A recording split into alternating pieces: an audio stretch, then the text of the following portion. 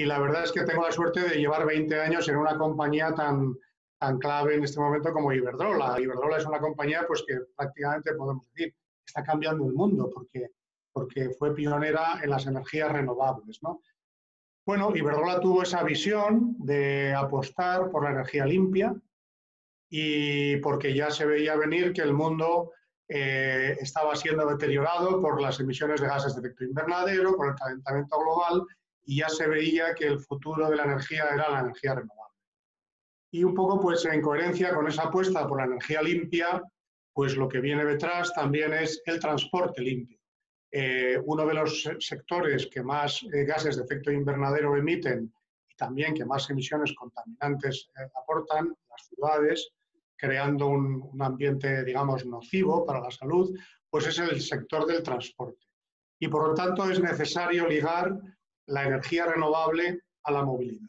Y por lo tanto Iberdrola, en una evolución de su apuesta por la energía limpia, pues también ha hecho una apuesta por la movilidad eléctrica. Y entonces hace 10 años tuve la suerte de que me encomendaran empezar a desarrollar el potencial negocio y la potencial actividad de Iberdrola en el ámbito de los coches eléctricos. Y he tenido la suerte, como digo, pues de llevar ya 10 años en eso, ahora precisamente que es un tema que ya no es, digamos, de futuro, sino que es un tema de absoluto radical presente y actualidad. Qué bueno, qué bueno. Joder, pues, qué interesante. Si quieres, Arturo. Bueno, yo La pregunta que tenías. sí, la pregunta que tenía, ¿por qué es tan importante actualmente este sector? Bueno, a ver, mirar, os voy a poner un ejemplo. Cuando yo estudiaba vosotros, o sea, ¿podéis creeros que cuando yo estaba en la escuela de San Sebastián, los profesores y los alumnos fumábamos en clase? Mira, Carlos, justo ahora estábamos hablando de esto, imagínate. Bueno, pues pero vamos, vosotros, vuestros hijos y vuestros nietos no se podrán creer que en las ciudades en las que vosotros vivíais los coches iban echando humo por el tubo de escape. Eso que a vosotros os parece normal, lo mismo que a mí me parecía normal que se fumara en clase, pues a vuestros hijos, a vuestros nietos van a alucinar cuando les digáis, no, nosotros teníamos unos coches que pasaban por las ciudades y echaban humo que perjudicaba la salud de las personas y perjudicaba al planeta. Por eso, en fin, pues por eso es tan importante el momento en el que estamos. Mira, lo había preparado. ¿Sabéis lo que es esto? Mirad, esto es la era del petróleo. O sea, el petróleo, estamos en un momento radicalmente importante porque de la misma manera que la edad de piedra no terminó porque se terminaran las piedras, pues la edad del petróleo no va a terminar porque se acabe el petróleo, sino porque va a inaugurarse una nueva era que es la era de las energías renovables y la era de la economía de las energías renovables. Y vamos a dejar atrás la economía del petróleo, que ha sido una economía con muchas virtudes, porque hay que reconocer que tecnológicamente los vehículos que conocemos son tecnológicamente muy buenos y han logrado una sofisticación y un desarrollo tecnológico muy importante, pero hay que reconocer que estamos en un momento en el que ya eso tenemos que dejar atrás, porque la tecnología que hay hoy en día basada en la electrificación y basada en el potencial de la digitalización de los coches y de la conectividad de los coches, inaugura una nueva forma de entender el acceso y el uso de la movilidad. Ya no hablamos del sector del automóvil, ahora hablamos de lo que se llama el ecosistema de la movilidad, en donde entran todos los elementos y todos los actores que participan de ese ecosistema, que van, por supuesto, los fabricantes de coches, pero también las compañías energéticas, también las compañías de datos, porque el futuro del coche es el coche eléctrico, conectado y, en el futuro un poquito más lejano, el vehículo autónomo, que será un coche que circula sin conductor. Así que, ¿por qué es tan importante? Pues porque estamos en esa transición de la economía del petróleo a la economía verde, en donde tenemos por delante el gran reto tecnológico de integrar la descarbonización con la digitalización en el futuro del transporte. Buenísimo, vale, genial. Y algo digamos, que nos concierne más aquí, es decir, Sí. ¿España cómo está gestionando este cambio tan importante? Pues mira, España está en muy buena situación para lograr conseguir ventajas en esta transformación. ¿Por qué? Mira, primero, somos un país líder en la fabricación de automóviles. Es decir, en España hay 17 fábricas de coches. Por lo tanto, somos un país con un gran prestigio en lo que es el sector de la producción de coches. Por otra parte, y si miramos ahora al sector energético, somos uno de los países con un mix energético de más energías renovables. Es decir, en España ahora el 60% de la energía que consumimos es una energía libre de emisiones y el 40% proviene de fuentes renovables. El agua, el sol, el viento principalmente. Vale, pero esas no son las únicas ventajas que tenemos. También tenemos la ventaja de que nuestras redes eléctricas son de las que más digitalizadas están en el mundo. Es decir, si vosotros miráis en la casa donde vivís, ya no tenéis un contador analógico, sino que tenéis un contador digital. Todas las viviendas en España tienen contadores digitales y todas las empresas. ¿Eso qué significa? Que nuestra energía puede ser monitorizada y se puede saber mucho sobre cómo usamos, cómo consumimos la energía que compramos. De manera que somos un país con una alta tecnificación y digitalización de la red eléctrica, un país que sabe fabricar coches y un país con un alto mix de energías renovables. Eso configura unas ventajas competitivas que si sabemos aprovechar poniéndonos en contacto y dialogando y colaborando entre el sector del automóvil, el sector eléctrico y el sector de los datos, podemos tener una posición de ventaja frente a nuestros competidores que están fuera de Europa, que son China, Corea, Japón, Estados Unidos, y frente a los que nos jugamos la importancia que hasta ahora teníamos en el sector del automóvil. Y por lo tanto España pues tiene que acelerar su apuesta por este tipo de movilidad nueva basada en la electrificación para no perder esa posición de liderazgo que hasta ahora hemos tenido en el sector del automóvil. Genial. Vale, y yendo al tema quizá que tú te dedicas un poco más, ¿no? Pues quizá no tanto la electricidad en sí, sino Smart Mobility, tema coche eléctrico. ¿Cómo decirte esto? Mira, ¿qué pedís los instaladores y los gestores? ¿Qué es lo que más necesitáis de los gobiernos en general para poder desplegar una buena red de carga que es tan importante para el despliegue de este tipo de coches? Sí, es siempre, como tú dices, Ignacio, a ver, la utilización del coche eléctrico cambia un poco los esquemas y los patrones que hasta ahora pues, hemos utilizado con el coche convencional. Con el coche de combustión lo que hacemos es circular hasta que necesitamos volver a llenar de combustible el tanque, vamos a una gasolinera, repostamos, llenamos de combustible el tanque y seguimos. El vehículo eléctrico no sigue ese mismo patrón. El vehículo eléctrico, cuando uno se compra un coche eléctrico, necesita, lo primero, tener un punto de recarga en su casa, ¿vale?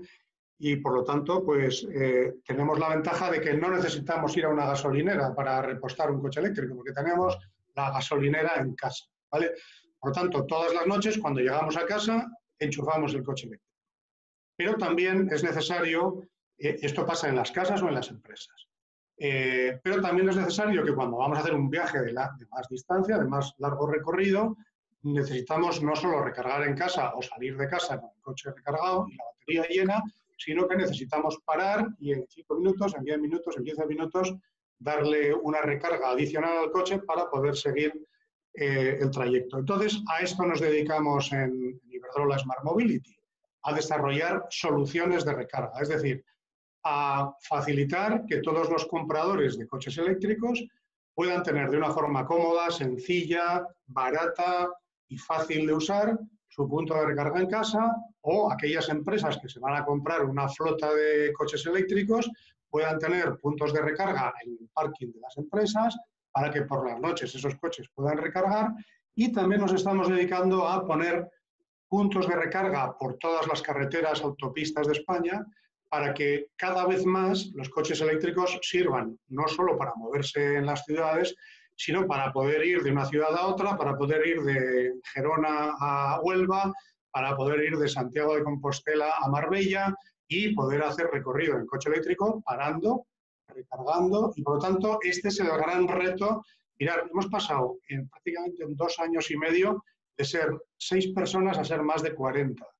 Tenemos todo un equipo de personas dedicado en este momento a todo esto, es decir, a desarrollar, a implantar y, por supuesto, a comercializar y a vender todas estas soluciones que estamos desarrollando.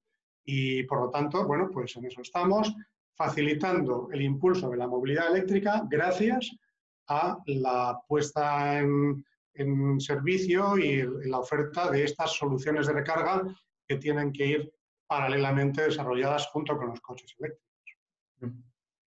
¿Y cómo surgió esta idea? ¿Cómo surge Smart Mobility? Bueno, pues precisamente, como ya os he dicho, porque Iberdrola ve que el futuro de la movilidad tiene que ser un futuro eléctrico, y porque obviamente Iberdrola, siendo líder mundial en energías renovables, dice tenemos que impulsar la electrificación del transporte para poder seguir contribuyendo a los objetivos de descarbonizar el mundo.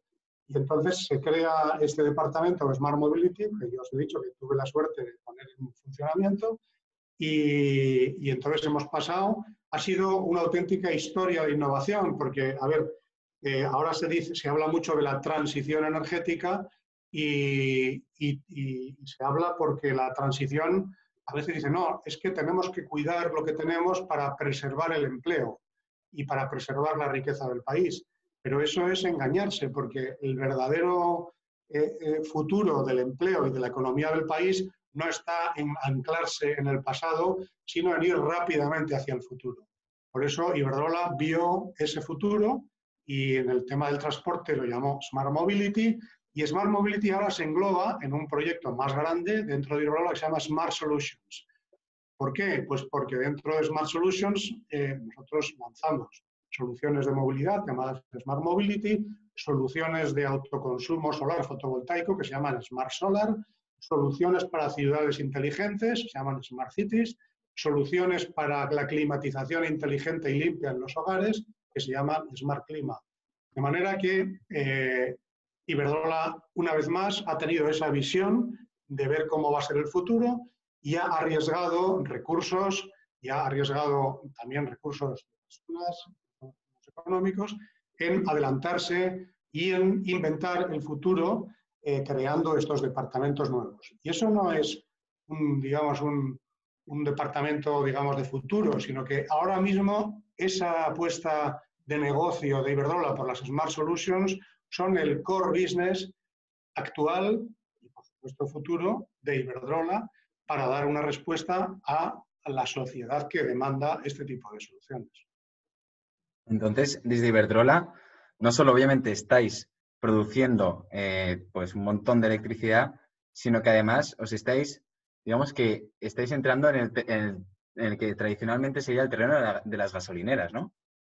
Sí, a ver, esto es una pregunta muy interesante, Ignacio, porque como ya os he apuntado también, está ocurriendo este cambio, esta transformación de la economía del petróleo a la economía verde, supone, entre otras cosas, que los sectores tradicionales, tal y como los conocíamos, el sector del automóvil, el sector energético, el sector de las telecomunicaciones, etcétera, ya no tienen las mismas fronteras que tenían hasta ahora. Ahora estas fronteras, estos límites entre un sector y otro, se están entrecruzando y, por lo tanto, ahora estamos en un ecosistema en el que todas las empresas forman parte en esa nueva cadena de valor.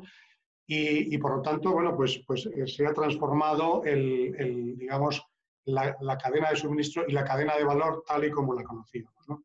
Entonces, bueno, yo quisiera, ya que estamos en la Innovation Week, ¿no? Sí. Quisiera hablaros de que todo este fenómeno de transformación hacia una tipología de sectores y hacia un concepto distinto de cómo era la distribución sectorial hasta ahora, genera un montón de oportunidades. Y yo he tenido la suerte de ver que esas oportunidades las han aprovechado algunos emprendedores y han creado empresas dentro de las necesidades que hay en esta nueva transición.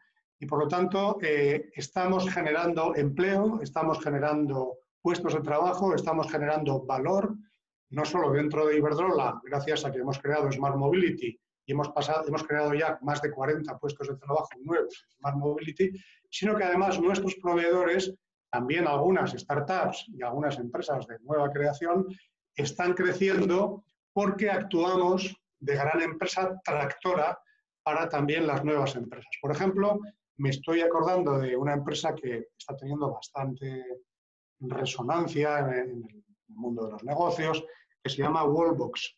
Wallbox es una empresa que fabrica puntos de recarga y que no existía hace 8 años, o incluso menos, 6 años. Entonces, Wallbox hoy en día ya tiene producción en China, aparte de la producción en Europa, y es una empresa referente creada por unos ingenieros jóvenes y es una empresa referente como fabricante de puntos de recarga inteligentes y proveedora de una empresa como Iberdrola, en la que además Iberdrola ha tomado una participación en Wallbox. O sea, Iberdrola tiene una participación accionarial y, por lo tanto, es una realidad de cómo la transición hacia una nueva economía verde arrastra y crea puestos de trabajo y crea riqueza, ¿no? Pero no sé, conoceréis igual otras empresas como, por ejemplo, Cultra. Cultra es una empresa que tampoco existía hace 10 años y que fue creada por un emprendedor que hizo el IESE y que tuvo también la visión de crear este servicio de alquiler de motos. Luego también ha creado iCultra con motos eléctricas. Bueno, pues que empezó siendo muy pequeñito, tiene ya pues motos y motos eléctricas no solo en España, sino en Portugal, en Italia, en Francia, en otros países, y es otro ejemplo de creación de valor, de creación de riqueza a través de la innovación en la economía verde.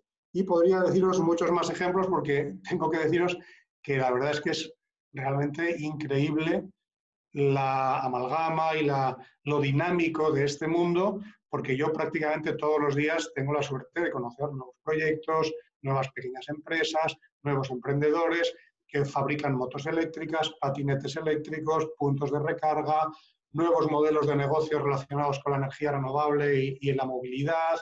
Y realmente, bueno, pues os animo mucho a vosotros y a los que estáis escuchando a que tengáis la antena puesta en este sector y en este nuevo ecosistema de la movilidad, porque realmente vuestro crecimiento profesional se va a desenvolver en esta plena transición, íntegramente en esta transición en el que los coches todavía echan humo en nuestras calles hasta que vuestros hijos y vuestros nietos vean que ya todos son coches eléctricos o vehículos de otras tecnologías, incluso como el hidrógeno. Y de eso te queríamos preguntar. Bueno, hay un chaval que quiere preguntar ahora, que acaba de hacer una pregunta bastante interesante, se llama Guillermo García, y justo te preguntaba sobre eso, sobre qué futuro tienen las baterías de hidrógeno frente a las actuales. Bueno, pues efectivamente nosotros creemos que para los vehículos, lo que llaman light duty vehicles, o sea, los vehículos pequeños, los vehículos urbanos, la electricidad va a ser la tecnología dominante en los próximos años, ¿vale? ¿Por qué? Porque va a ser la más eficiente, la más barata, la que resuelve todos los problemas de movilidad en el entorno urbano e interurbano, porque las baterías ya tienen ahora del orden de 400 kilómetros de autonomía y van a seguir creciendo y abaratándose. Por lo tanto, los vehículos particulares creemos que la tecnología líder va a ser la eléctrica. Pero hay algunos usos del transporte, por ejemplo, el heavy duty vehicle, o sea, los camiones, los autobuses de largo recorrido, incluso los barcos y otros medios de transporte no están todavía, digamos, configuradas sus necesidades o sus necesidades no pueden ser satisfechas por baterías recargables de litio, ¿no? Y ahí puede tener muy buena cabida y puede ser muy buena solución lo que se llaman las pilas de combustible, que son también pilas que hacen que los vehículos sean eléctricos. Esperar un segundo, que es que me está saliendo aquí una señal del ordenador. Y entonces decía que estas pilas, que al final también son pilas que alimentan un motor eléctrico, es decir, los vehículos son vehículos eléctricos, pero no son pilas recargables eléctricamente, sino que funcionan con hidrógeno. Y son pilas de combustible que necesitan repostar, el vehículo necesita repostar hidrógeno y la electricidad se produce a partir del hidrógeno. Entonces, esta tecnología, basada en la producción de hidrógeno verde y la utilización de pilas de combustible en los vehículos, creemos que va a ser la tecnología ganadora, no todavía, pero a medio plazo, para los camiones, para el transporte de largo recorrido, para barcos incluso, etcétera, etcétera. Entonces, bueno, pues yo creo que evidentemente ahora también se está dando un impulso muy fuerte a la tecnología de hidrógeno. También en Iberdrola hemos creado una unidad de negocio orientada a la producción de hidrógeno verde, no solo para el transporte, también hay mucha demanda de hidrógeno en la industria. Lo que pasa es que ese hidrógeno que se utiliza en la industria, la mayoría del que se produce ahora no es hidrógeno verde, no es hidrógeno limpio, y hay un campo muy grande para producir ese hidrógeno con energías renovables, y por lo tanto hay un gran campo de aplicación del hidrógeno en la industria y a medio plazo también en el transporte. Y bueno, yo era preguntarle sobre eso, sobre qué plan se tiene más o menos a corto, medio, largo plazo para el Smart Mobility. Bueno, pues mira, estamos ahora en plena... a ver, lo que más demanda ahora el sector del automóvil y el sector de la movilidad a empresas como nosotros, que nos dedicamos a la instalación de infraestructura, es que haya mucha infraestructura. La gente que quiere comprarse un coche eléctrico quiere recargar en casa, como os decía, pero también quiere ver que si se mueve, como os decía antes, entre Pamplona y Madrid o entre Pamplona y Huelva, quiere que haya puntos de recarga en las carreteras. Y en eso estamos, ¿vale? Estamos en un plan cuyo objetivo es instalar 150.000 puntos de recarga hasta el año 2024, hasta finales de 2024. Entonces, ahí incluimos todo, los puntos de recarga en viviendas, en empresas y también en la vía pública. En la vía pública, nuestro plan es instalar al menos puntos de recarga de 50. La recarga pública cada vez también necesita de una potencia eléctrica para la recarga mayor, porque todos queremos también que cuando nos paremos a recargar nuestro coche eléctrico, el tiempo de duración de esa recarga sea el mínimo posible. ¿Y eso qué significa? Que las instalaciones de recarga tienen que tener mucha potencia. Y ahora mismo ya el estándar de recarga rápida que estamos instalando es de 150 kilovatios, puntos de recarga de 150 kilovatios, pero también vamos a empezar a instalar, y ya tenemos algún proyecto en marcha, de 350 kilovatios, que es realmente una barbaridad de potencia, ¿no?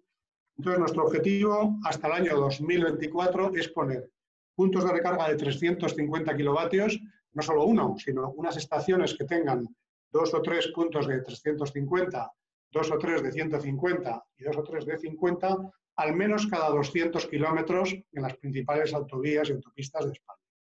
Poner estaciones con puntos de recarga de 150 kilovatios como mínimo cada 100 kilómetros. Y poner estaciones con puntos de recarga de 50 kilovatios como mínimo cada 50 kilómetros. Es decir, y esto además, ya digo, el concepto es un poquito distinto al concepto de gasolinera que conocemos. Si nosotros vamos con nuestro coche eléctrico desde Pamplona hasta Huelva, no necesariamente nos vamos a encontrar solo con electrolineras donde haya este tipo de estaciones, sino que en cualquier pueblo, en cualquier área de servicio, en cualquier ciudad en la que nos desviemos de la autopista y paremos para comer, para tomar un café, para hacer una compra, o también solamente para repostar, allí nos encontraremos puntos de recarga de distinta potencia y de distintas características, porque si vamos a comer y vamos a estar media hora, igual no necesitamos un punto de 350 kilovatios. Pero si lo que queremos es parar solo 5 minutos para poder recargar, sí vamos a necesitar un punto de alta potencia, muy alta potencia. Con lo cual, este es nuestro gran proyecto hasta 2024, sembrar pues toda España, bueno, no solo toda España, sino nosotros ya somos una empresa global, estamos en España, en Portugal, en Francia, en Italia, en Reino Unido, en Estados Unidos. En Estados Unidos, en Texas, ya comercializamos también Smart Mobility y también estamos en Brasil, en México, y por lo tanto nuestro objetivo es prestar globalmente los servicios de recarga instalando esta infraestructura. Y eso, pues claro, son objetivos muy ambiciosos que nos van a tener muy ocupados y muy entretenidos en los próximos años. Bien. A ver. Bueno, Mira, tenemos una pregunta de Raquel García González Sí. que nos dice que si creemos que las leyes se están adaptando a estos cambios con la rapidez necesaria. Dice que uno de los principales problemas a nivel general con los que se enfrenta la innovación es falta de regulación al respecto. ¿Os está frenando? Pues sí, muy interesante la pregunta. Efectivamente, yo, además de estar en Iberdrola, pues como mi función, como ya os he dicho al principio, es relaciones externas, pues mi función es un poco también hacer lobby. Estoy en distintas asociaciones. Cuando digo hacer lobby, a veces parece que eso de hacer lobby suena como mal, pero no. A ver, hacer lobby es trabajar por impulsar la movilidad eléctrica, que es una cosa muy buena porque, como os decía, contribuye a la mejora de las condiciones del planeta, ¿no? Entonces, efectivamente, toda esta infraestructura que os decía que estamos montando, a veces nos encontramos con que no podemos ir tan rápido como nos gustaría porque la regulación y las exigencias burocráticas y administrativas y las barreras administrativas que tenemos que superar, pues hacen que, por ejemplo, os doy el dato, desde que nosotros encontramos un sitio donde poner un punto de recarga rápida al borde de una autopista, hasta que eso se pone en marcha, la media de tiempo que transcurre son unos 8 meses. Esto no puede ser. Entonces, ¿por qué es eso? Pues porque hay que pedir primero permiso al Ministerio de Fomento. Hay que solicitar al ayuntamiento en el que está ese punto de recarga una licencia de obras. Después hay que obtener el permiso, ejecutar las obras. Hay que solicitar a la Dirección General de Industria de la Comunidad Autónoma su autorización de las instalaciones. Y una vez obtenido eso, hay que obtener también la autorización del Ministerio de Fomento para poner en marcha en las condiciones que nos piden esa infraestructura. Y todo eso al final se dilata, ya digo, hasta 7 u 8 meses. Yo estoy en la Asociación Española del Vehículo Eléctrico, que se llama AEDIVE, y precisamente acabamos de hacer ayer una nota de prensa en el que decimos, porque el gobierno español también recientemente ha anunciado que en el año 2023 el objetivo es tener 100.000 puntos de recarga pública. Entonces nosotros hemos dicho, es un objetivo alcanzable, podemos tener 100.000 puntos de recarga en España en 2023, pero para eso necesitamos que la regulación, que las trabas administrativas desaparezcan. Y hemos dado un elenco, una relación de todas aquellas cosas que nosotros estimamos que hay que hacer para que las trabas administrativas, regulatorias y burocráticas que ahora nos encontramos pues puedan disminuir para poder hacer un punto de recarga en un mes, ¿vale? En 2 meses, como mucho. Y eso tiene que ver, primero, con la disminución de costes, con la disminución de costes de explotación, de costes de inversión y también con la disminución de las trabas administrativas que ahora mismo nos encontramos. Muy bien. A ver, Carlos, tenemos 5 minutitos, ¿vale? Venga. Entonces, yo creo que una última pregunta. Ya terminamos. Bueno, como ya sabes, nosotros dos también somos ingenieros en proceso.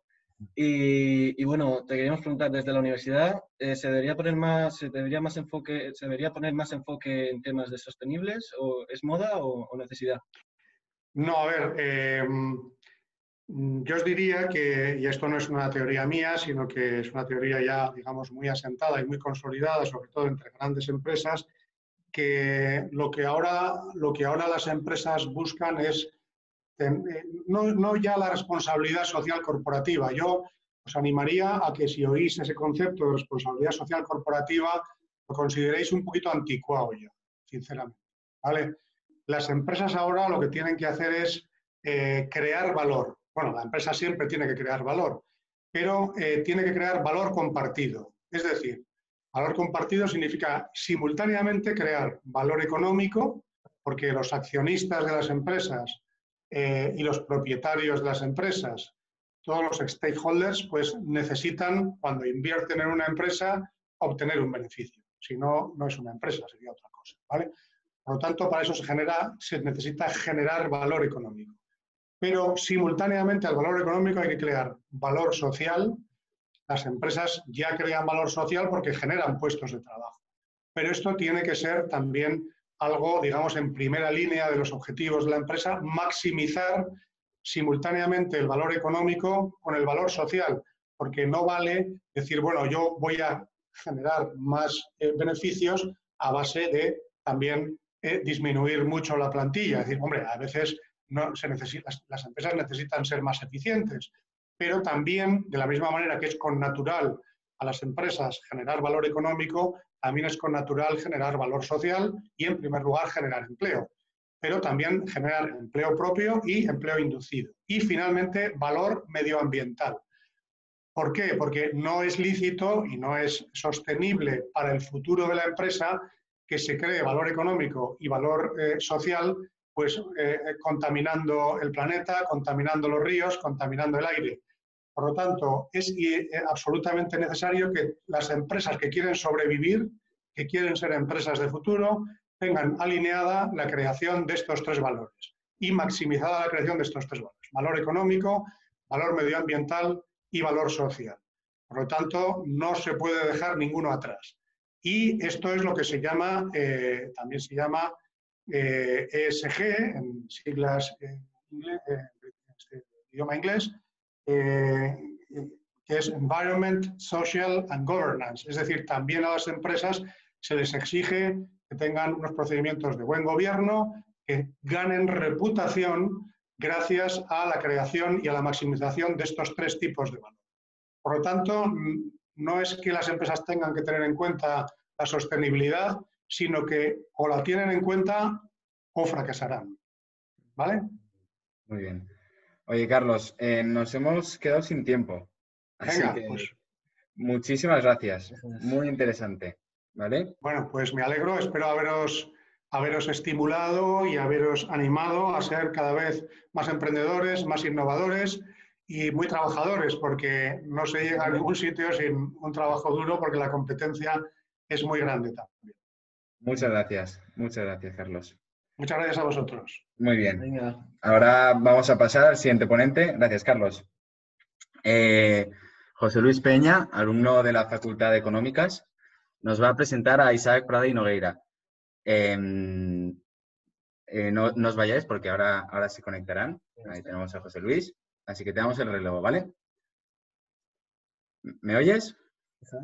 A ver, José Luis, Isaac, os vemos en pantalla, pero a ver si... Hola, hola. Ahora sí, perfecto. Bueno, Genial. un saludo a todos. Un abrazo. Chao, Que chao. vaya bien. Hasta luego. Hasta luego. Muchas gracias. ¿Se me escucha? Isaac, ¿me escuchas? Te escucho, José Luis. ¿Qué tal? ¿Cómo estás?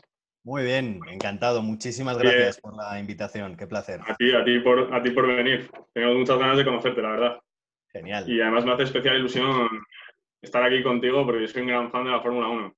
Ah, bueno, fenomenal. Esto es para fans y no fans, pero fans pues lo van a disfrutar. Voy a poner algunas fotos de la Fórmula 1 y contaré alguna historia interesante. Qué bien, qué bien. Pues nada, si te parece, te presento, ¿vale? Aunque bueno, esto, vamos, bienvenido al salón de nuestra casa. O sea, estamos aquí y vamos. Genial, perfecto. Entonces, nada, bueno, Isaac Prada y Nogueira, estudiaste Ingeniería Industrial en la Universidad Pontificia de Comillas, en ICAI, y al terminar la carrera, en 2005, empezaste a trabajar en el equipo de Fernando Alonso en la Fórmula 1, ¿no? Y justo coincidió ahí 2 años interesantes, ¿no? Creo Justo. Yo siempre digo que estuve los 2 años que ganó Fernando Alonso. Luego me fui y no volvió a ganar, pero yo tampoco volví a ganar. Así que... Oye, pues ahora que vuelve igual es el momento, ¿o qué?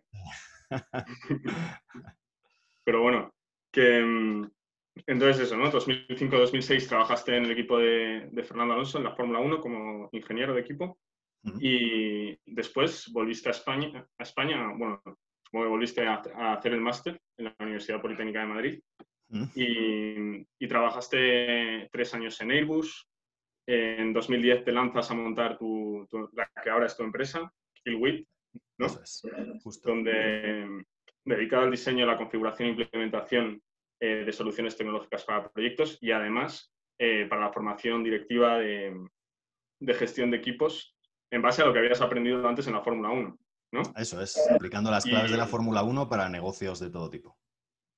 Súper interesante. Y luego además eres doctor también en Ingeniería Industrial por la Universidad Pontificia de Comillas, donde además eres profesor colaborador. Y luego además pues has sido premiado en diversas ocasiones junto con José María, tu socio, y tu equipo de Killwit, ¿no? Como pyme innovadora en 2015, mejor emprendedor y mejor iniciativa en 2011 y luego emprendedor del año en 2016, ¿no? Además, me ha gustado mucho que en LinkedIn pones junto con José María, mi socio, y todo mi equipo, ¿no? O sea, que se ve que ese espíritu de equipo lo llevas como muy dentro, ¿no? Y luego, además, pues me ha contado David que has creado el Madrid Fly, ¿no? El túnel de viento en Madrid. Yo soy de Madrid. Os pondré una foto al final para que lo veáis, para los que no lo conozcan. Yo soy de Madrid, es una asignatura pendiente que tengo ya, a ver si tengo la oportunidad. Y nada, y luego es que además, es que no queda ahí la cosa, ¿no? Eres youtuber, conferenciante, comentarista de la SER, de Fórmula 1. Entonces, bueno, no sé, seguro que me dejo muchísimas cosas, ¿no? De hecho, si quieres contarnos un poco tú en primera persona, pues esa trayectoria, pues seguro que... Bueno, José Luis, pues muchas gracias, pero como lo importante no es sobre mí, voy a dar una pincelada breve. Lo importante es que podamos contar todo lo posible sobre innovación, que al final es lo que nos trae aquí. Así que muchas gracias, como te decía al principio, por invitarme. Es un placer a ti y a David y a la Universidad de Navarra. Y sobre mí, básicamente, me apasionaba la ingeniería, me apasionaba la tecnología. Pude cumplir mi sueño de trabajar en uno de los sectores pues, que a todos los ingenieros que les guste un poquito el motor o la tecnología les apasiona, como es la Fórmula 1. Y luego mi segunda pasión era emprender. Y ahora lo que me dedico no solo es a emprender, sino es ayudar a otros emprendedores, a otras empresas para que tengan más posibilidades de éxito, ¿no? Una de las cosas que más me duele es cuando escuchas esas estadísticas, depende de dónde lo mires, es un porcentaje, pero siempre son terribles, de la mortalidad de las empresas en los primeros años. Entre el 50 y el 90% de las empresas mueren en los primeros 3 a 5 años. Eso me parece, bueno, pues como la tasa de mortalidad infantil en la Edad Media. O sea, es una cosa tremenda. Al final es brutal y uno de mis objetivos es ayudar a los empresarios a que eso se reduzca, que tengan más garantías de conseguir su éxito. Y ese es el fundamento, el motivo de la línea de formación ejecutiva para autónomos, para pymes, para equipos de empresas. Bien. Pues nada, si quieres contarnos un poco más sobre qué haces en Killwit, a qué se dedica y luego yo creo que es muy interesante saber también cómo pasa, o sea, en qué consiste ese secreto, ¿no? de todo lo que aprendiste. O sea, ¿qué aprendiste en la Fórmula 1 para luego dar ese giro y dedicarte al mundo empresarial y a formar a otros directivos, ¿no? Genial, José Luis. Pues fíjate que uno de los principales errores que yo cometí cuando me volví de la Fórmula 1, cuando ya tenía el run de montar una empresa, era pensar que lo que más había aprendido o lo que había aprendido de más valor en la Fórmula 1 era tecnología. Había estado en el departamento de investigación y desarrollo. Luego os pondré alguna foto, os contaré alguna historia si tenemos tiempo de lo que hacíamos en detalle. Pero básicamente es el departamento que mira la temporada siguiente. Si estamos en, pues ahora 2020, pues están ya, bueno, ni siquiera trabajando en 2021. Serían para el coche de 2022. Así que son los proyectos más avanzados, más locos, las ideas más locas que se le ocurra a cualquiera de la escudería o incluso gente de fuera de la escudería con la que tengamos colaboración, pues estábamos trabajando en esos proyectos. Y lo que pensaba es que todo lo que había aprendido de tecnología era lo más interesante que había aprendido en Fórmula 1, hasta que monté una empresa y empecé a tener equipo. Y me di cuenta de que mucho más que la tecnología, mucho más que las máquinas, al final el reto en una empresa, sobre todo cuando eres autónomo, cuando ya empiezas a tener colaboradores y cuando ya empiezas a tener equipo interno, pues es la gestión del equipo para conseguir ser mucho más competitivo de lo que pueden ser muchas otras empresas con el mismo equipo.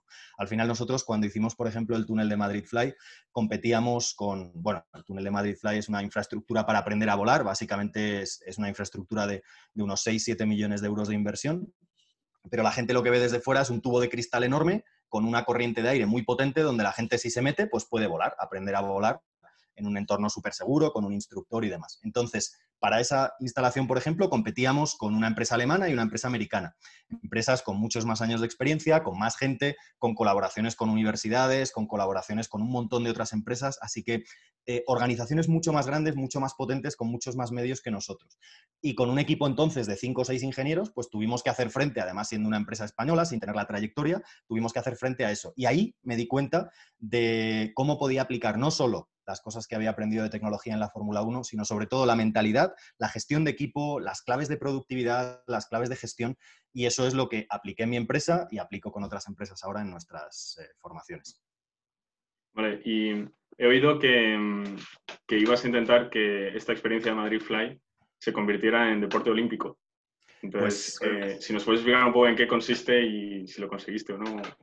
Fíjate, pues al final ahora con el COVID y demás está un poco en stand-by, pero básicamente con los Juegos Olímpicos que se iban a celebrar en Francia, la candidatura francesa, una de las cosas que lleva, como todas las candidaturas olímpicas, en este caso para París, pues es añadir una serie de deportes olímpicos durante esos Juegos Olímpicos. Siempre hemos visto distintos Juegos Olímpicos que incluyen algún deporte más o menos raro que la gente no conoce y que es típico del país o que es especialmente importante pues, para esa candidatura. Y en el caso particular de París, en Francia, hay muchos túneles de viento, ya hay una cultura de olimpismo sobre esto, porque de hecho ya se celebran unos juegos entre comillas olímpicos, hay hasta juegos de invierno, hay ligas, así que hay muchísimos atletas formándose en estos túneles. La gente piensa que solo los usan para entrenarse para hacer paracaidismo, pero este es el uso inicial que le dieron los militares, pero ahora es un deporte en sí mismo. Hay gente que solo practica en el túnel de viento. Es como la natación sincronizada, pero en el aire, para que la gente lo entienda.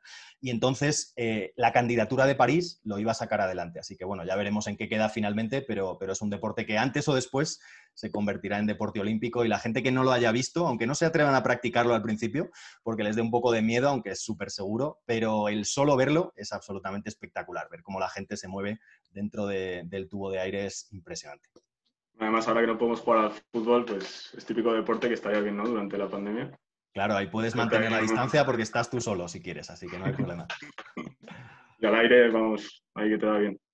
Bien, bien, pues entonces, perdón, que volviendo un poco a eso, a esa experiencia tuya de ese año en Fórmula 1, ¿no? Igual es la receta secreta y tampoco nos lo quieres contar, ¿no? Pero o sea, ¿con qué claves das? O luego, volviendo aquí, ¿no? Que dices que has estado, que pensabas que la tecnología era lo más importante y lo más importante era el equipo. O sea, ¿qué claves son? ¿En qué momento te das cuenta de que realmente has aprendido mucho más en otro ámbito que no es el tecnológico, como ingeniero, o en la manera de funcionar de los equipos de Fórmula 1, ¿no? O sea, ¿cómo ayudas tú, por ejemplo, a los directivos que vienen aquí a pedirte ese consejo, ¿no? Al final, José Luis, me doy cuenta cuando empiezo a entrar en el campo de batalla como empresario, como emprendedor, porque al final los planes de negocio, la estrategia, las cifras que una empresa pueda tener de las perspectivas de venta están muy bien, es importante tenerlas, pero al final ya lo dicen en Silicon Valley que la ejecución se merienda a la estrategia. O sea que al final la realidad del campo de batalla es lo que al final demuestra a las empresas que destacan de las que no. Al final hay 3 aspectos fundamentales en una empresa para tener éxito. 1 es el carácter emprendedor para superar cualquier dificultad. 2 es el talento, que estés haciendo algo en lo que sepas lo que estás haciendo y que seas muy bueno en lo que haces. Y 3, la gestión, la ejecución. Hay veces que la misma persona tiene las 3 habilidades, es bastante difícil, y hay veces que necesita más gente en su equipo para tener esas 3. Pero la mayor parte de las empresas fallan por uno de esos 3 motivos y la ejecución es uno de los principales. Así que lo que me di cuenta es cuando empecé a ejecutar, cuando empecé a tener equipo, cuando empecé a gestionar proyectos, te das cuenta de cómo la manera en la que nos han enseñado a ser productivos, a gestionar el tiempo, a gestionar nuestras tareas o cualquier proyecto no es nada parecido a lo que yo había hecho en la Fórmula 1. Cuando al final cuento que nosotros en el departamento de I+D éramos 7 ingenieros. En el equipo en su conjunto hay 100, 150, depende de la temporada, pero las 2 temporadas que estuve en Renault, en mi departamento teníamos 7 ingenieros, estábamos llevando en el entorno de 100 proyectos en paralelo, no los llevábamos a la vez, evidentemente, eso también tenía su estrategia, 100 proyectos en paralelo y teníamos 1 hora de reunión cada 2 semanas, no tenía más reuniones.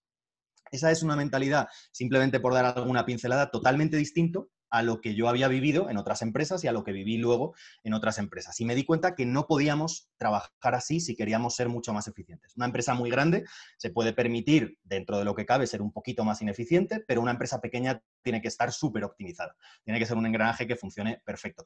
Y por eso, cuando empecé a hacer proyectos, me di cuenta de que no lo podíamos cumplir. Además, en el proyecto de Madrid Fly teníamos un reto adicional. Era la primera vez que hacíamos un proyecto de estas características. Iba a ser uno de los mayores túneles del mundo, uno de los más avanzados en tecnologías de refrigeración, en la limpieza del perfil aerodinámico para que pues, la persona volara en condiciones mucho mejores.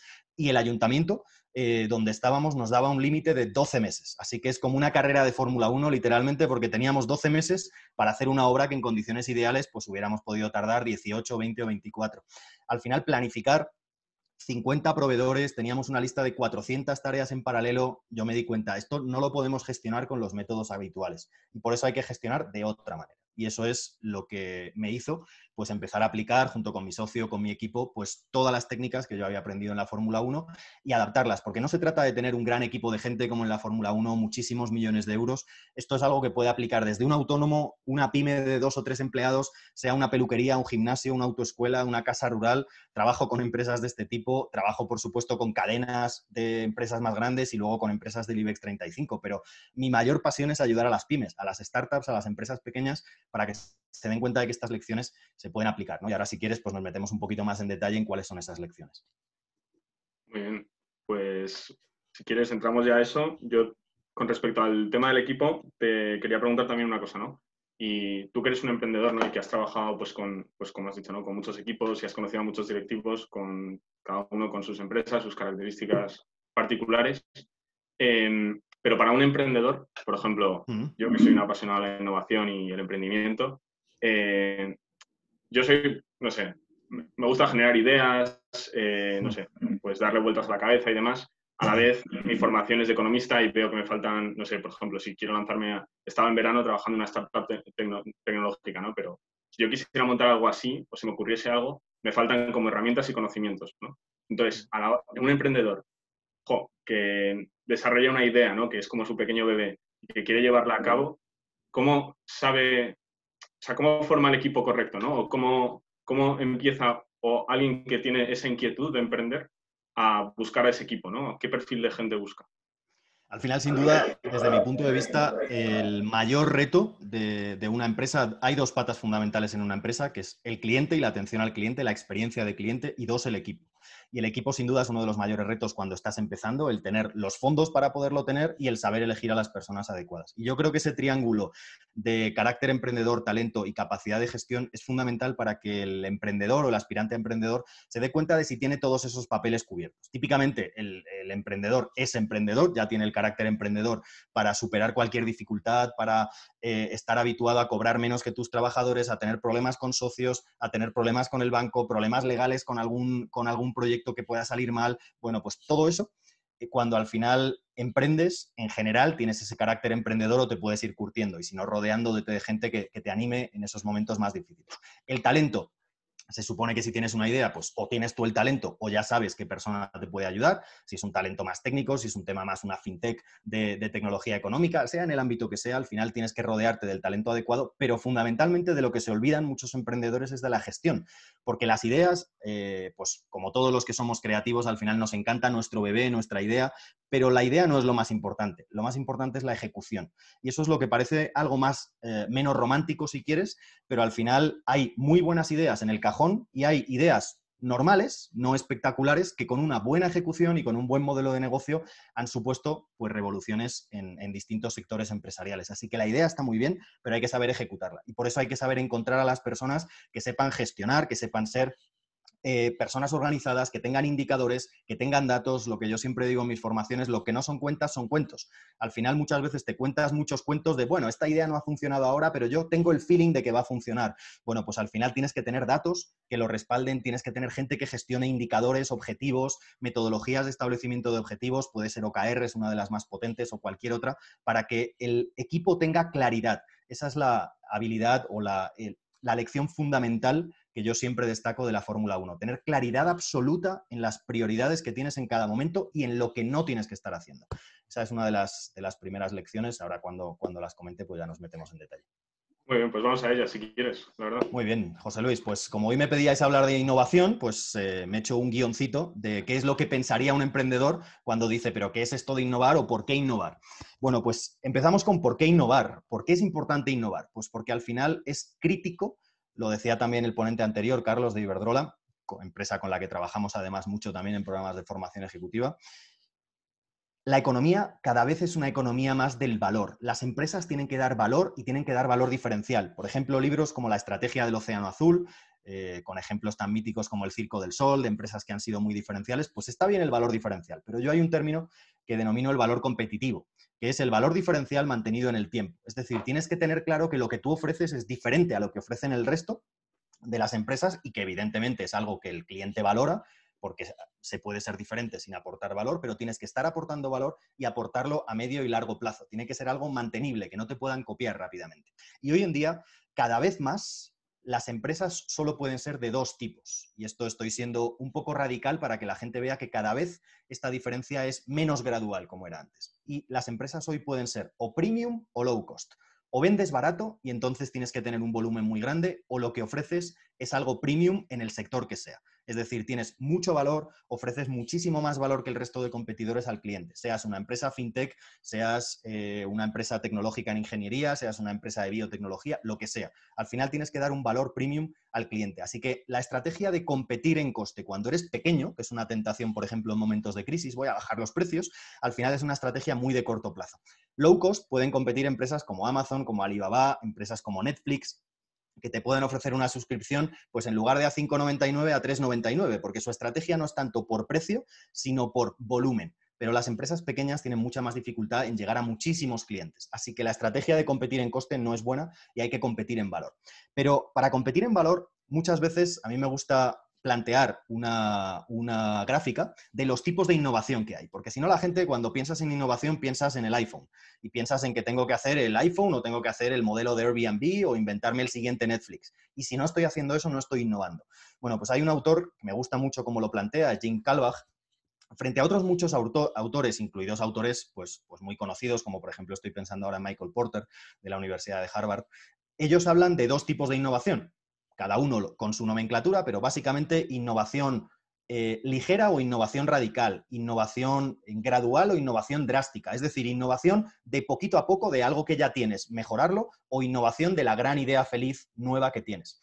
Me gusta la clasificación que hace Jim Calvach porque plantea no dos tipos de innovación, no innovación gradual e innovación radical, sino 4 tipos de innovación. Os voy a poner la gráfica, creo que puedo compartir pantalla, así que os voy a poner la gráfica para que veáis a qué me estoy refiriendo y así lo tengáis mucho más en la cabeza cada vez que vayáis a pensar en una idea de innovación. Pues penséis en cuál de estos 4 tipos de innovación estoy haciendo. Lo voy a agrandar un poquito para que lo veáis mejor y voy a compartirlo en pantalla. Vamos a ver. Ahora me dices si lo veis bien, José Luis. Ahí lo veis, ¿verdad? Perfecto. Fenomenal. Pues esta es una clasificación que me gusta mucho más de los tipos de innovación. Tenemos innovación en función de 2 ejes. Uno es el impacto en el mercado, es decir, si consigo una cuota de mercado con mi producto, grande o pequeña, y otra es la innovación tecnológica en sí, si supone un cambio tecnológico muy grande o es una innovación interesante, pero tecnológicamente no es tan avanzada. Os voy a dar ejemplo de las 4 para que veamos exactamente a qué nos referimos. Por ejemplo, la más fácil, la innovación que tiene un impacto muy grande en el mercado y que además supone una tecnología muy novedosa, que es la que está en el cuadrante de arriba a la derecha, el game changer, la que cambia el juego, es el ejemplo del iPhone. El iPhone se vende muchísimo, muchas miles de unidades y además tecnológicamente supuso un salto muy importante. Fue el primer smartphone, diferente a todo lo que había entonces. Pero hay otros tipos de innovación, no solo es este, que es en el que solemos pensar. Por ejemplo, hay una innovación que tiene mucho impacto en el mercado, que tiene muchos clientes, pero que tecnológicamente no es avanzada. No es tan avanzada. Siempre hay un avance, pero no es una tecnología radicalmente nueva. Por ejemplo, es Airbnb, el ejemplo mítico, porque Airbnb tiene un modelo de negocio muy diferente. Su innovación es sobre el modelo de negocio de cómo contratamos o cómo alquilamos habitaciones de hotel, pues ahora en casas, en cualquier ciudad del mundo. Es lo que se llama una innovación disruptiva. Tiene muchísimos clientes, mucha penetración en el mercado, pero la tecnología no es la clave de Airbnb. Es más darle a la cabeza para desarrollar un modelo de negocio innovador. Luego está la innovación en el otro extremo, que es mucha tecnología, pero por lo que sea no llegan a muchos clientes. son, por ejemplo, varias de las tecnologías que se desarrollaron en los 80 y los 90, por ejemplo, Blu-ray, otras tecnologías que tecnológicamente parecían ser muy prometedoras, pero por lo que sea, por motivos políticos, por la competencia, por el motivo que sea, no llegaron a mucha gente. Y luego está la innovación, la gran olvidada de todas, que es la innovación incremental. La innovación incremental es sobre un producto que ya tengo, incorporarle mejoras, optimizaciones, pues por ejemplo un modelo de coche que cada vez tiene un motor con menor consumo, o un primer modelo de tu producto al que al final le vas añadiendo prestaciones en función de lo que te dicen tus clientes. Es crítico que al final, cuando estamos pensando en innovación, siempre pensamos en la innovación tipo iPhone, y está muy bien, evidentemente, pero hay que saber que las empresas tienen que combinar estos 4 tipos de innovación. Innovaciones que llegan a mucho mercado y que son un salto tecnológico muy grande, innovaciones que van a llegar a muchos clientes o que queremos que lleguen a muchos clientes, pero que la innovación está en otro sitio, no es la tecnología, es el modelo de negocio o es otro aspecto, e innovaciones, estas son las que no querríamos tener, innovaciones que nos suponen mucha inversión en tecnología, pero que luego no llegan a muchos clientes, o a lo mejor que tienen un nicho muy particular. Y luego la gran olvidada que decía de la innovación incremental. ¿Y por qué estos 4 tipos de innovación, José Luis, pueden ser importantes y os los traigo hoy? Porque al final las empresas tienen que darse cuenta de cada idea que tienen, cada nuevo proyecto que tienen. Primero, en cuál de los 4 tipos de innovación está. Y segundo, que las innovaciones no son estáticas. La innovación que en su día del iPhone fue un cambio de juego, hoy en día es una innovación incremental. Y la rentabilidad, esto es lo que la gente no suele ver, sobre todo cuando estás con la idea romántica del emprendedurismo, pero todavía no te has metido en el campo de batalla. Los grandes millones que ganó Apple para convertirse en la empresa más valorada en bolsa hace unos años, a principios de la década de 2010, para empezar a ganar mucho dinero con el iPhone y con el resto de sus productos. Y le ha pasado igual con el iPod, con el iPad, con el iPhone, con todos. Durante los primeros años no eran los años más rentables. En esos momentos la innovación era una innovación de cambio de juego. Acababan de introducir un producto muy diferente a lo que había, que los clientes estaban empezando a acoger con muchísima satisfacción, con muchísimas ganas de comprarlo, las filas en los Apple Stores, al final la gente como loca por el producto, pero todavía no habían recuperado la cantidad de millones que habían invertido.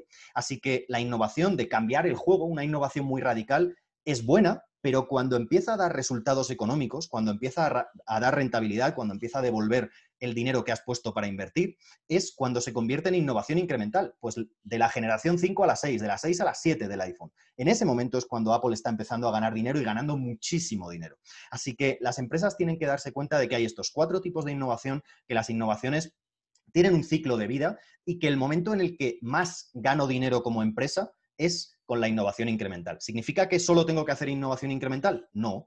A veces tengo que hacerla y a veces tengo que estar buscando ideas más locas que dentro de unos años se conviertan en pequeñas mejoras incrementales y ahí es cuando gano dinero. Pero hay que darse cuenta de estos 4 tipos y del ciclo de vida de innovación. Y no podemos estar pretendiendo siempre inventar el siguiente iPhone. Esa es una de las primeras claves. Así que esos son en cuanto a los tipos de innovación. Y luego, ¿dónde innovar? Bueno, pues para dónde innovar hay un modelo que me encanta, porque la gente, si yo preguntara ahora a la gente que nos está escuchando, bueno, pues ¿en qué innovar?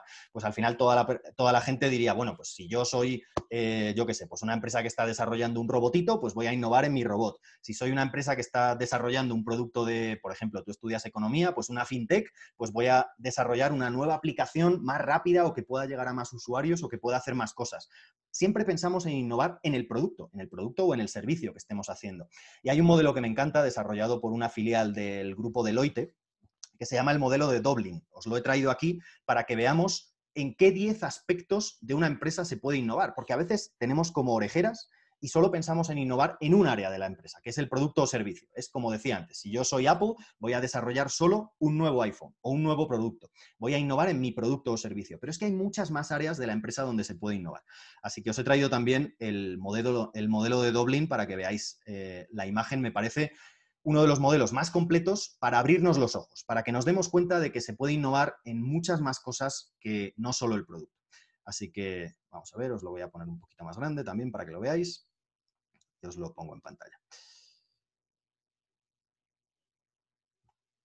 Este es el modelo de Dublin, José Luis, para todos vosotros, o el modelo de los 10 pasos. Básicamente hay aspectos de la empresa, son 10 pasos, porque ahí veis que tenemos algunos en finanzas, algunos en proceso, algunos en la oferta y algunos en la entrega. E incluso me gusta esta imagen porque vienen algunas empresas que han innovado especialmente han innovado en una de las áreas en concreto, en uno de estos 10 aspectos. Hay innovación en el modelo de negocio. Por ejemplo, el ejemplo más clásico es el de Airbnb, que os comentaba antes. Ejemplos de otros tipos de innovación son innovación en las redes de aliados, en las redes de partners. Pues puedes innovar en la manera en la que tú tienes una alianza diferente a otros competidores que van compitiendo por su propia cuenta, que van compitiendo a nivel individual. Luego, en el proceso, tenemos también varios aspectos. En la parte de oferta, ahí está el producto, pero también está el sistema de productos. A veces la empresa no solo tiene que pensar en mejorar mi producto, sino en pensar qué otros productos pueden complementar la oferta que yo le hago al cliente. Por ejemplo, siguiendo con el ejemplo de Apple que todos conocemos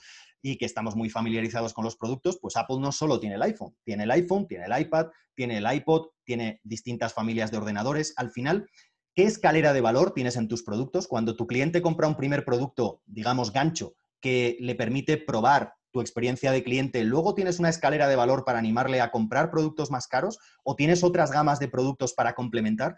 Básicamente, hay que tener en cuenta que, sobre todo en productos de cierto precio, los clientes no compran lo que necesitan, compramos lo que queremos. Cuando yo compro un iPhone, si me compro el último iPhone, no necesito, en la mayoría de los casos, todos los píxeles que tiene la cámara o todas las prestaciones o toda la rapidez del procesador. Estoy comprando otra cosa cuando compro el iPhone. Estoy comprando algo que quiero porque lo quiero tener, porque me da un estatus, una imagen de marca, un estilo de vida, cada uno lo que quiera. Así que al final tenemos que saber que el cliente, si está buscando algo en mi marca, a lo mejor no se lo puedo dar solo con un producto y puedo darle muchísima más oferta de cosas para ese tipo de beneficios, ese tipo de dolores que quiere resolver con mi marca, ese tipo de aspiraciones que tiene cuando compra un producto. Tengo otros productos que también se lo pueden cumplir para que el cliente se convierta en un cliente recurrente, que es lo más rentable. Lo más fácil es que un cliente que ya te ha comprado te vuelva a comprar. Muchas veces las empresas se obsesionan por conseguir nuevos clientes, evidentemente es importante para crecer, pero también hay que cuidar a los clientes que ya tienes. Luego hay otros aspectos en los que podemos innovar, como el servicio,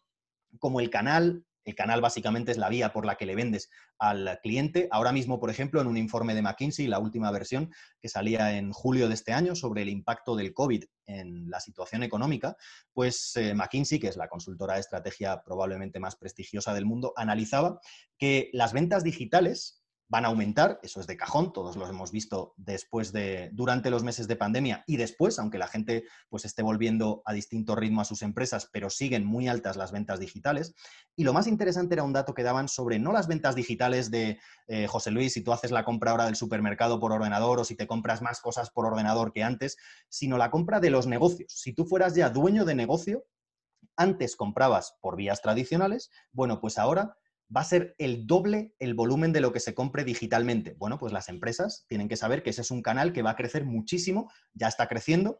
El COVID ha sido como una máquina del tiempo que nos ha avanzado 5 o 10 años en muchas áreas, pues esta es una de ellas. Las ventas digitales van a aumentar y van a ser el doble que las ventas tradicionales después del COVID. Luego hay otro aspecto en el que podemos innovar, como la imagen de marca. Por ejemplo, aquí el ejemplo de Virgin con la imagen de marca que da, o por ejemplo, siempre hago esta pregunta en mis formaciones, bueno, pues ¿cuál crees que es el coche más seguro? Y toda la gente dice Volvo. Bueno, pues Volvo no es el coche más seguro. Volvo es la marca que mejor ha cultivado su imagen de coche seguro, pero luego hay otros coches igual de seguros. Así que la imagen de marca es otro de los aspectos en los que podemos innovar. Y por último, la experiencia de cliente. Por ejemplo, pues el caso también de automoción de Lexus, que es una gama alta de coche, pues al final es una experiencia de cliente diferente, tratando de emular pues, a marcas más tradicionales como Mercedes. Así que no solo se tiene que innovar o no nos tenemos que obsesionar por innovar solo en el producto o en el servicio, sino en todas estas áreas. Y en todas estas áreas pensar en cuál de los 4 tipos de innovación podemos tener. Así que eso es en cuanto a por qué es importante innovar, dónde innovar y qué aspectos de la empresa a qué aspectos podemos estar mirando cuando innovamos. Pero luego, ¿cómo innovamos en Fórmula 1? Porque me habíais dicho, bueno, desvela un poquito de los secretos del método de Fórmula 1, que eso es lo que tiene chicha. Y además eso es lo que comparto pues en mis formaciones cuando hablamos sobre gestión de equipos, sobre creatividad, sobre innovación, pues al final hablo de estas metodologías. Y son cosas muy sencillas de entender, pero muy difíciles de aplicar. La inmensa mayoría de las empresas no hace esto. Y siguen trabajando con el esquema de lo que la sociedad nos cuenta que es ser productivo o ser un buen gestor de equipos. ¿Cuáles son los 3 aspectos fundamentales que yo siempre destaco de cómo innovar en la Fórmula 1? Bueno, pues lo primero, cuando preguntas a cualquier directivo de Fórmula 1 cuál es qué es lo que destacaría él de la Fórmula 1 frente a otros sectores, lo primero que dicen es la claridad absoluta, lo mencionaba antes. La claridad es velocidad, pues la claridad absoluta en las prioridades. Muchas veces las empresas no tienen claro cuáles son las preguntas que tienen que responder cuando están planteándose innovar sobre un producto, sobre un servicio, sobre su modelo de negocio. No tienen claras las restricciones, las condiciones, las preguntas, no se hacen las preguntas importantes de verdad. Y eso supone dedicarle tiempo, dedicar profundidad y no estar como tan habitualmente estamos acostumbrados a mucha amplitud, muchas tareas en paralelo, pero poca profundidad. Y eso es algo distinto a cómo se trabaja en Fórmula 1. Así que claridad absoluta en las prioridades, en las preguntas a las que le quieres buscar respuesta, porque el primer paso para tener respuesta es hacer las preguntas adecuadas. Y muchas veces nos centramos en muchísimas cosas, nos dispersamos y no tenemos claridad absoluta. Por ejemplo, pues un ejemplo que traigo de la Fórmula 1, luego si nos da tiempo pues nos entretenemos un poquito más, pero ahora para ir más breve, pues un ejemplo de la Fórmula 1 para los que sean más fans y sobre todo no de la Fórmula 1 simplemente de la época de Schumacher, Alonso, Vettel, Hamilton y demás, sino un poquito más atrás, pues os comparto una imagen muy singular de lo que un equipo sin recursos hizo en su día. Esto sí, os estáis preguntando algunos de vosotros, pero si esto parece un ventilador súper cutre puesto en la parte de atrás de un Fórmula 1, esto no parece tecnología de Fórmula 1. Bueno, pues esto es un coche, se llama el coche ventilador, el Fan Car, de hace ya unas cuantas décadas, del equipo Brabham, del diseñador Gordon Murray, y ellos lo que tenían claro es que había una serie de restricciones que ponían las normas, pero supieron hacerse las preguntas adecuadas, analizar las normas en súper detalle para ver que había lagunas y que podían poner un ventilador, pero el resto de equipos que también sabían que podían poner cosas que chuparan el aire, no supieron que había que... La norma lo que te exigía es que una parte de ese aire pasara por el motor y otra sí pasara por debajo del coche. Bueno, pues este equipo, el Brabham, se leyó las normas en detalle, supieron atreverse a montarlo y en la primera carrera que lo montaron, ganaron. Ganaron por una diferencia tan abismal que luego lo tuvieron que prohibir pocas semanas después. Pero la gran ventaja que habían conseguido de los puntos en esa carrera, con una idea que tampoco fue una inversión de miles de millones, porque es acoplar un ventilador a la parte de atrás de un Fórmula 1 y hacerle ajustes, evidentemente, pues al final demuestra la claridad de las prioridades que vas buscando. En concreto aquí buscaban prioridades de pegar muchísimo más el coche al suelo, de generar lo que después se llamaría el efecto suelo. Así que eso es en cuanto a la primera de las innovaciones. La segunda de las características de metodología de innovación en la Fórmula 1 es aprovechar la inteligencia colectiva al máximo, exprimirla al máximo. ¿Tú sabes cuánta gente hay en un equipo de Fórmula 1, José Luis? ¿Tienes una idea? Así a bote pronto, no hace falta que aciertes, pero ¿cuánta gente crees que hay en un equipo de Fórmula 1? Esto para los que me estéis escuchando, pues también os lo pensáis, porque si no, si el pobre José Luis no acierta, parece que es que él no se lo sabía, pero la mayoría de la gente no tiene mucha idea. Pues 80, 100, pues son muchos. Bueno, José Luis, 80 o 100 son solo el equipo de carreras. Un equipo de Fórmula 1 son entre 800 y 1000 personas. Así que es una empresa ya mediana grande, es una empresa donde tienes pues 100, 150 ingenieros, mecánicos, gente de marketing, abogados, gente de finanzas, gente de operaciones, gente de logística. Así que es una empresa pues como una Iberdrola en chiquitito, como una Telefónica en chiquitito, tienen básicamente todos los departamentos de una gran empresa. Y en ese tipo de empresas es importante aprovechar al máximo la inteligencia colectiva. ¿Y esto en qué se traduce? Porque suena muy bonito, pero ¿cómo se aterriza? Básicamente es tener una estructura de empresa que si tú eres el último técnico de laboratorio que acabas de entrar en la escudería y se te ocurre una idea, esa idea llegue suficientemente rápido al responsable que puede implementarla. Así que, ¿cómo tener la estructura, la metodología de reuniones, la metodología de trasvase de información a lo largo de todo el equipo para que cualquier idea fluya suficientemente rápido a la persona indicada? Que la gente se atreva, porque hay una cultura adecuada, se atreva a proponerla y además llegue a la persona indicada. Y además no solo de gente de dentro de la escudería. Cada vez más creo en una economía en la que, sobre todo las pymes, van a tener que contar con talento de fuera, talento puntual de profesionales muy buenos de fuera que no se podrían permitir en plantilla. Así que esto también se hace en Fórmula 1, contar con gente de fuera. Y un ejemplo de esto, también os lo traigo con una foto para que sea muy visual, un ejemplo de esto ya sí es de la época de Fernando Alonso. Para los que seáis más frikis de la Fórmula 1, pues os acordaréis de este sistema. Este fue uno de los sistemas, no voy a decir que consiguió el título para Fernando Alonso, ni mucho menos, sería mucho decir, pero sin duda fue uno de los sistemas que más avance en tiempo le dio al equipo Renault de los últimos años. Esto es un avance de 2005, os lo voy a poner en pantalla, ahí lo tenéis.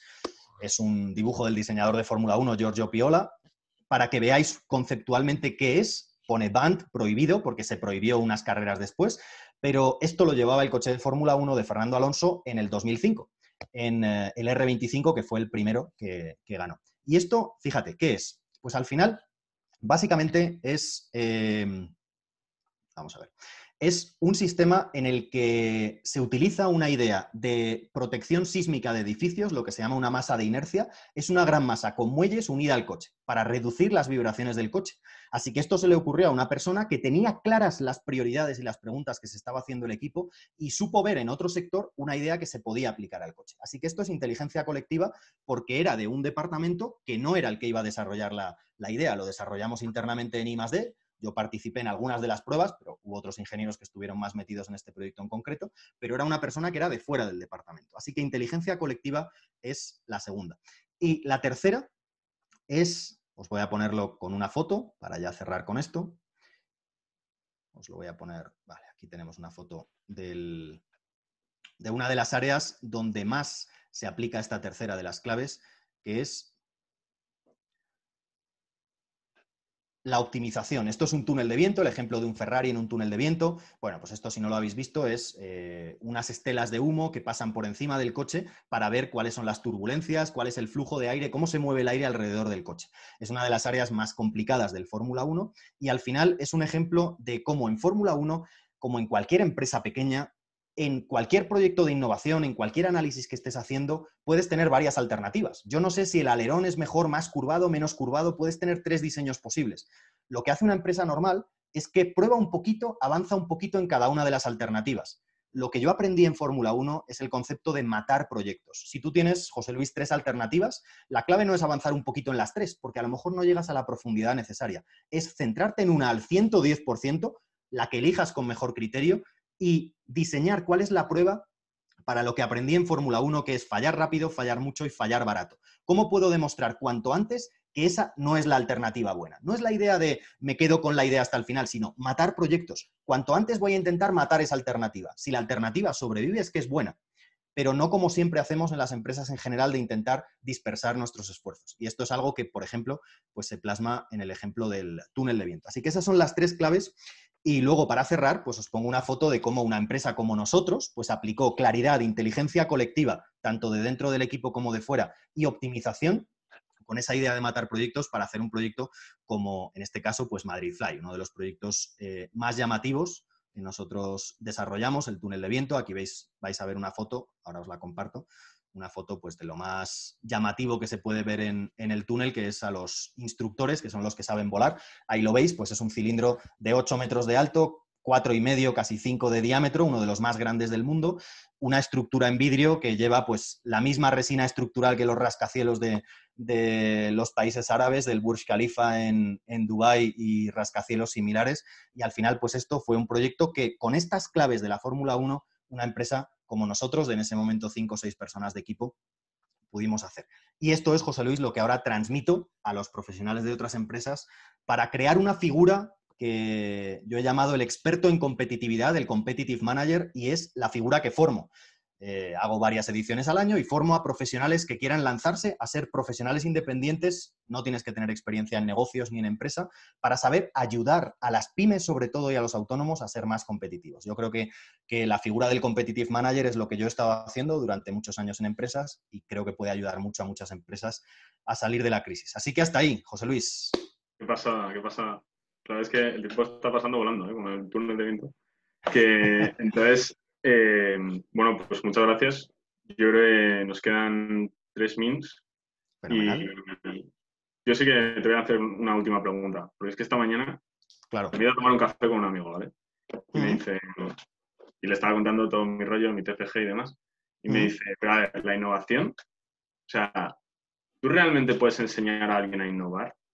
¿No? O sea, puedes enseñar tu innovación y que te ayude a completar esa idea, o puedes, pero enseñar a alguien a innovar es un proceso tan, no lo sé, o sea, creo que cualquiera puede percibir pues un problema o algo que podría mejorarse, pero no sé, quizás es un error mío, o un error en ese momento de que estamos pensando como en grandes innovaciones y demás, ¿no? Pero cualquiera puede innovar. ¿De qué manera? Fíjate, José Luis, sin duda cualquiera puede innovar. Esto es como todo. Al final, ¿cualquiera puede correr los 100 metros lisos? Sin duda, cualquiera puede correr los 100 metros lisos siempre que tengas más o menos habilidad física y un entrenamiento. A lo mejor no todos llegan a ser un Usain Bolt o cualquier atleta que gane los 100 metros lisos. Pero en innovación es que lo único que vale no es la medalla de oro de los 100 metros lisos, que es el iPhone o el modelo de Airbnb o el siguiente Netflix. Está fenomenal si tenemos esa innovación. Pero lo que trataba de transmitir es que se puede innovar en muchas cosas, se puede innovar en muchas fases que no son la súper innovación, idea feliz que estamos pensando cuando montamos nuestra empresa en el garaje. Está fenomenal. Pero primero, se puede enseñar, la innovación se entrena, hay un método para innovar. Steve Jobs y su equipo no se sentaban con una hoja en blanco y vamos a ver qué se nos ocurre. Hay maneras de entrevistar a los clientes. Esto, por ejemplo, el design thinking, el pensamiento de diseño, pues te habla hasta de cómo, nosotros hicimos un curso del MIT sobre esto y al final te hablan de cómo entrevistar a los clientes, que no es de cualquier manera, cómo plantear los productos, cómo hacer... Hay muchas metodologías, ¿no? Pero cómo hacer de cada idea que tengas 8 versiones diferentes de la idea para fomentar la creatividad sobre distintas versiones. Así que la innovación, incluso la innovación más estelar, se entrena. Hay un método. Y con eso, pues hay gente que tiene más talento y podrá llegar a innovaciones más grandes y otras a innovaciones menos grandes. Pero con ese método cualquiera puede hacer innovaciones que sean un buen modelo de negocio. Muy bien. Oye, pues nada, pues muchísimas gracias por estar aquí con nosotros. Espero que podamos tenerte de modo presencial también pronto aquí en la Universidad de Navarra. Y nada, que te pienses esto de volver el año que viene a la Fórmula 1 con Fernando o con Carlos. También nos vale. Con cualquiera de los dos. Estando como está la cosa, a lo mejor me necesitaría más Carlos o necesitaría más a un equipo en general, Carlos, ya veremos. Pero bueno, nos vamos a divertir el año que viene. Estaré encantado de participar en cualquier cosa que necesitéis, José Luis. Cualquiera que quiera recibir más contenido gratuito, pues prácticamente todos los días en mi canal de YouTube lo publico. Sí quería acabar con una imagen, si me dejas, José Luis, para mucha gente quizá que sean más frikis, una imagen que siempre me llama mucho la atención para que la gente se dé cuenta de... Bueno, esto es... Para los amantes de Regreso al Futuro, yo es que con esto de la cuarentena, como repiten un montón de películas, pues me vi la saga otra vez con mi mujer, las 3 hace un par de semanas, y me acordé de esto. Para los frikis se acordarán de cuál era la fecha del futuro en el coche de Regreso al Futuro.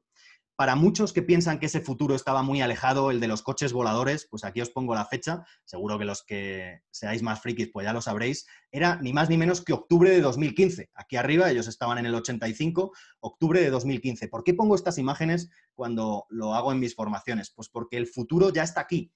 Y esa máquina del tiempo que veíamos en la película, el COVID ha sido una máquina del tiempo para avanzar en muchos sectores 5 o 10 años. Así que la gente que no se dé cuenta de eso y que ahora hay que ser más competitivo y más innovador que nunca, pues va a estar un pasito por detrás en la carrera de los negocios. José Luis. Muy bien, pues nada, pues muchísimas gracias. Y ahora a través de la web podéis entrar en la entrega de premios de emprendimiento de Tecnum. Así que nada, os animo a todos a cambiar, que cambiamos de Zoom y ahí nos vemos, ¿vale? Muchas gracias. Un abrazo a todos. Un abrazo, José Luis. Chao, chao.